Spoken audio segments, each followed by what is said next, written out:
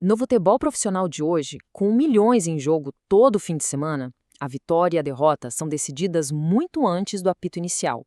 A verdadeira batalha acontece lá nos treinos, numa dança super complexa de ciência, estratégia e, às vezes, por instinto.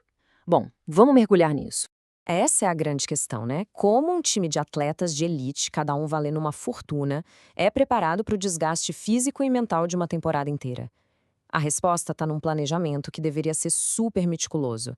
Mas, como a gente vai ver, esse plano raramente sobrevive ao mundo real.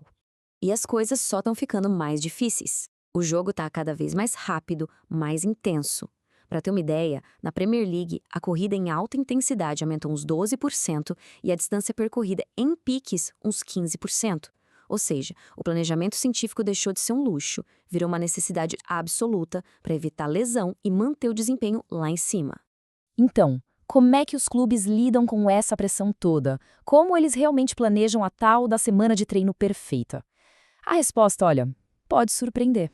Para a gente descobrir isso, vamos nos basear numa pesquisa importantíssima, que foi lá nos bastidores de 77 clubes profissionais na Inglaterra.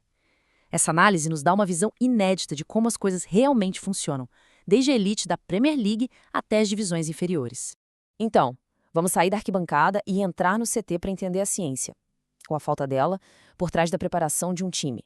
O conceito principal aqui é uma palavra que parece complicada, mas a ideia é simples: periodização. Pensa nisso como o roteiro da preparação física. É a arte e a ciência de ajustar a carga de treino ao longo da semana, quando treinar pesado, quando pegar leve, para garantir que os jogadores cheguem voando no dia do jogo. E isso nos leva à primeira grande revelação. Nessa era de dados, de análise de desempenho, quem realmente está no comando desse plano todo? O lógico seria pensar que são os cientistas do esporte, né? Com todos aqueles dados de GPS, métricas, eles seriam os arquitetos da semana de treinos, certo? Bom, não é bem assim. Agora, preste atenção nesse número: 91%. Em 91% das vezes é o técnico, o manager, que bate o martelo sobre o plano de treino. E se a gente olhar só para a Premier League, esse número sobe para 100%. Ou seja, apesar de toda a ciência disponível, a decisão final ainda é do chefe, baseada na experiência e às vezes no puro feeling. Isso nos leva à segunda descoberta. Se a ciência não está totalmente no controle, então não deve existir uma única semana perfeita, certo? Exato. Na verdade, a realidade é muito mais caótica do que se imagina. Olha só, essa tabela deixa a diferença bem clara. Ela compara uma semana típica na Premier League com uma na League Two, uma divisão inferior. Repara na Premier League, alta variabilidade. Dias de folga, treinos intensos, tudo muda o tempo todo. Agora compara com a League Two, alta consistência. A estrutura é muito mais previsível, mais padronizada. Lá no topo, o caos é a regra. Mas por que essa diferença toda? O que bagunça tanto o planejamento dos times de elite? Na Premier League, o maior culpado responsável por 31% das mudanças no plano não é lesão nem resultado. São as demandas da televisão e da mídia. Mudar um jogo para uma segunda-feira à noite por causa da TV, por exemplo, pode jogar no lixo toda a periodização que foi cuidadosamente planejada para a semana. Agora, vamos para a League Two. Aqui, a TV quase não interfere. O maior problema, com 70% da culpa, é muito mais básico: o clima e a qualidade dos gramados de treino. A realidade deles não é moldada pelos direitos de transmissão, mas sim pela chuva. Isso nos leva à nossa terceira e talvez a mais crítica das revelações. A gente falou muito sobre preparar os jogadores para o dia do jogo. Mas e aqueles que não jogam? Pensa bem.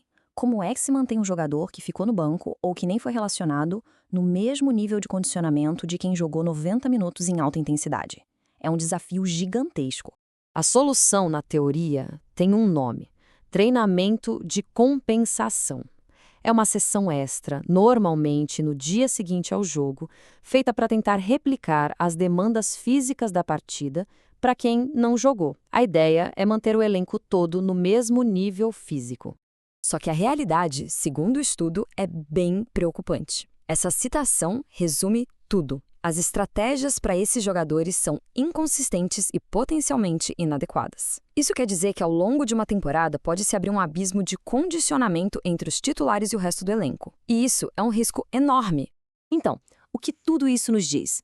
A história do treinamento de futebol de elite não é tão simples e certinha quanto os livros de ciência gostariam que fosse.